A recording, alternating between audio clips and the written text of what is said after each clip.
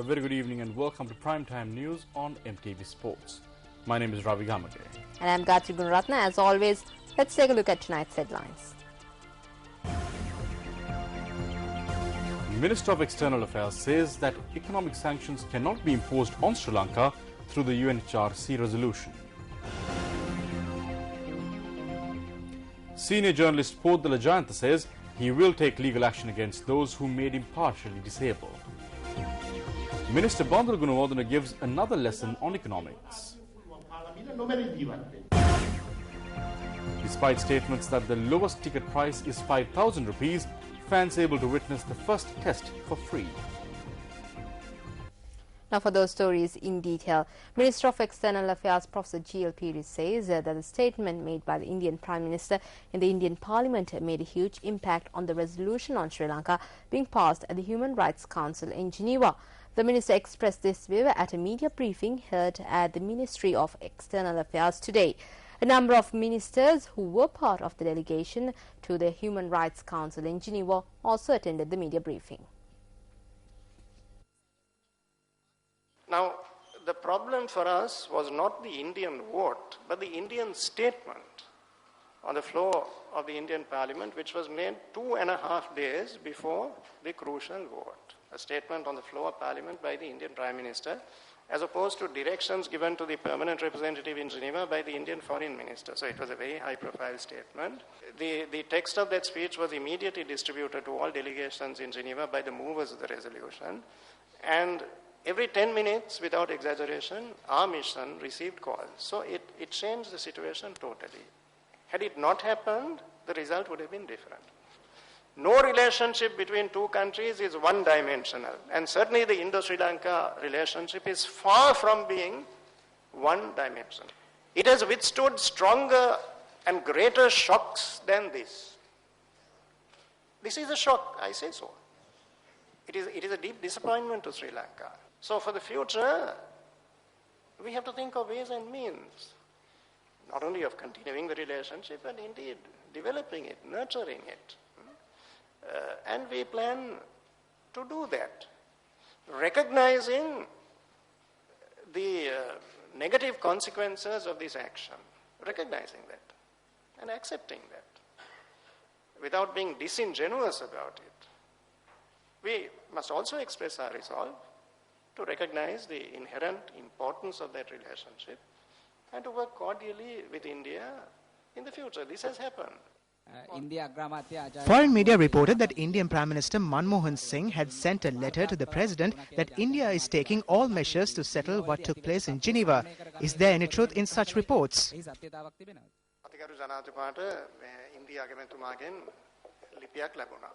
His Excellency the President received a letter from the Indian Premier. Irrespective of what measures they take, let's focus on the final result. It had a major impact on the final result.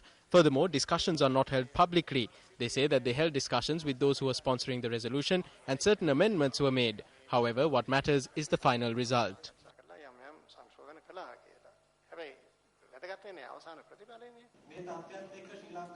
In this backdrop, what is the future foreign policy of Sri Lanka as a non-aligned country?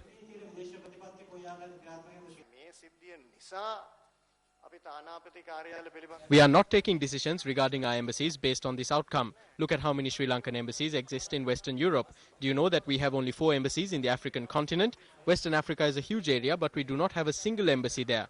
That should change. We will change this.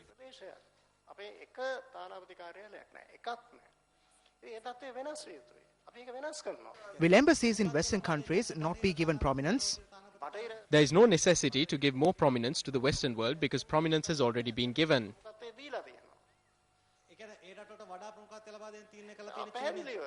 Clearly, for instance, the entire Asian region except for India was with us during this issue. The entire Asian region raised one voice except for India. Therefore, we should take this into consideration when making decisions.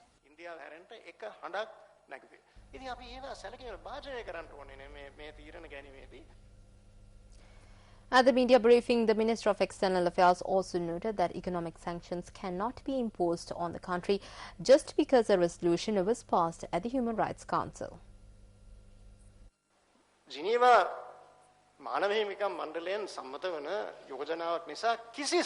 There will be absolutely no economic sanctions owing to the resolution that was adopted at the United Nations Human Rights Council.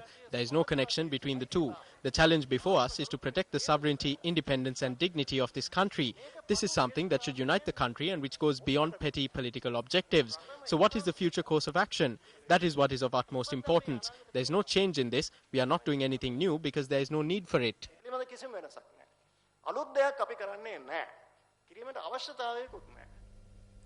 Well, journalists also questioned the statements made by Sri Lankan representatives at the Human Rights Council.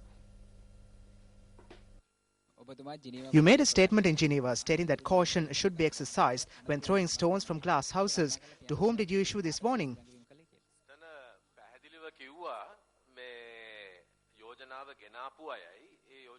We clearly stated this was directed at the country that sponsored the resolution and all countries that co-sponsored it. There is nothing to hide. We know that certain people follow a two-faced approach internationally. I made this statement to reiterate that point.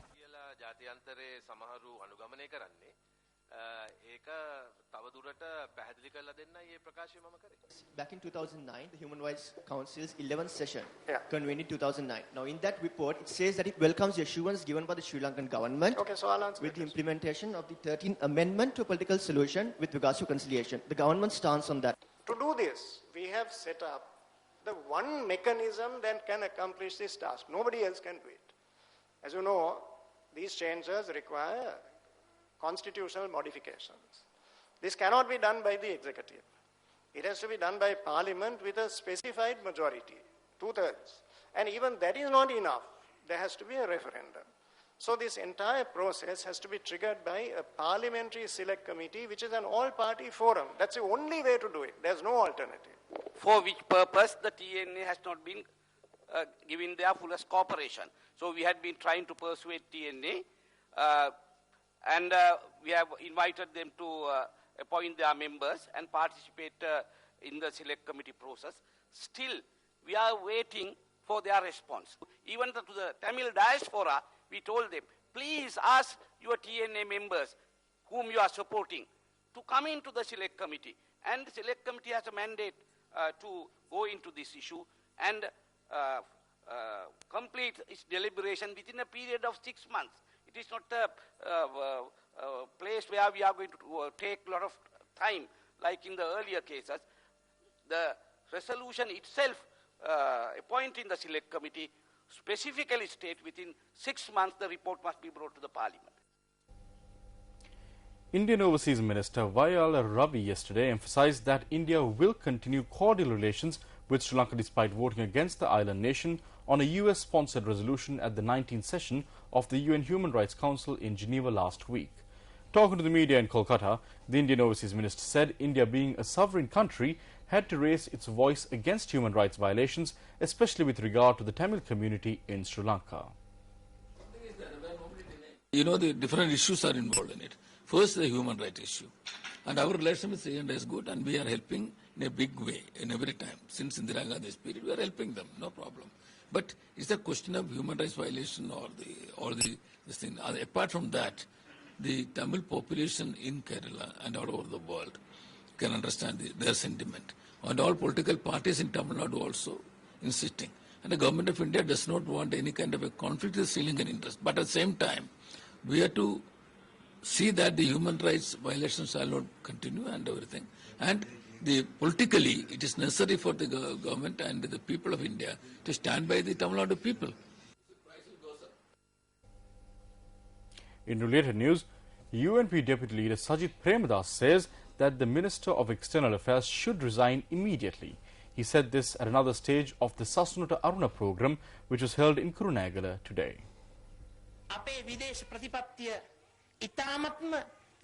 The victory achieved in 2009 could not be safeguarded in 2012 because our foreign policy is weak, fake, and because it continues to mislead the international community. The Minister of External Affairs and the rest are directly responsible for this. At a time we have to counter several challenges, I request the Minister of External Affairs to step down immediately, considering the events that unfolded recently and the harm caused to the country due to his weaknesses. We have to unite as a country to face the obstacles that lie before us.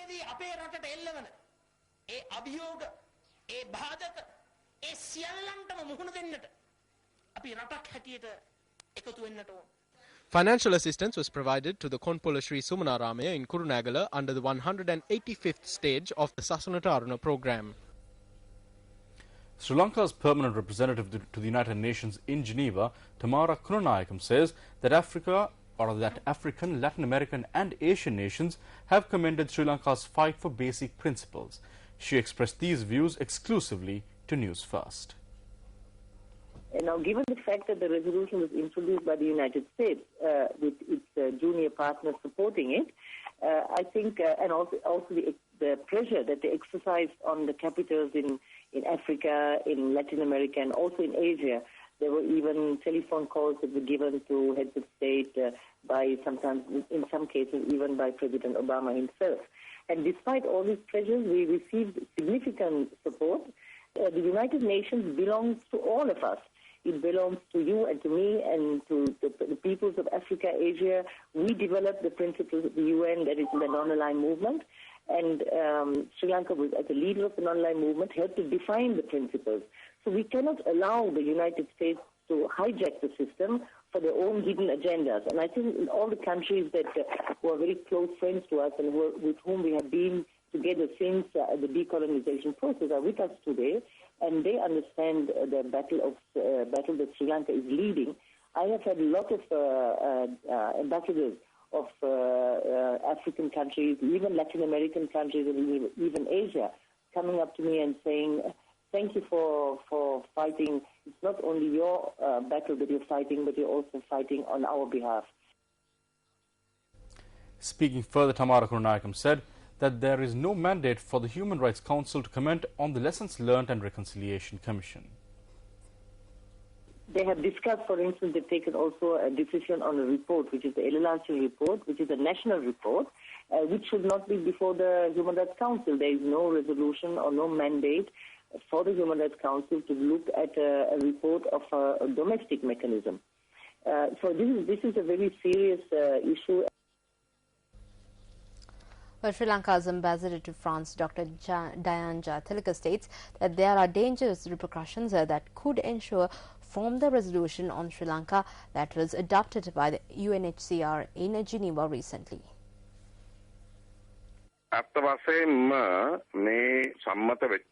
There is a dangerous side to the resolution that was adopted on Sri Lanka recently. It is for this reason that several countries voted against the resolution. Unlike in Sri Lanka, Myanmar had a lot of pressure exerted on it by the international community. However, there is nothing like that today. Why is this? That is because Myanmar successfully restructured itself internally in order to escape from international pressure. They did things like freeing Aung San Suu Kyi. Therefore, Myanmar was able to disarm those elements who were waiting to strike at it. Now it is up to Sri Lanka to understand the trap that is being set by the enemy.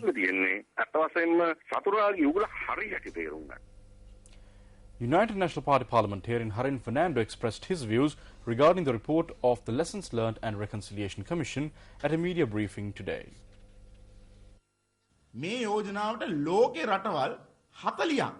There were 40 co-sponsors for this resolution.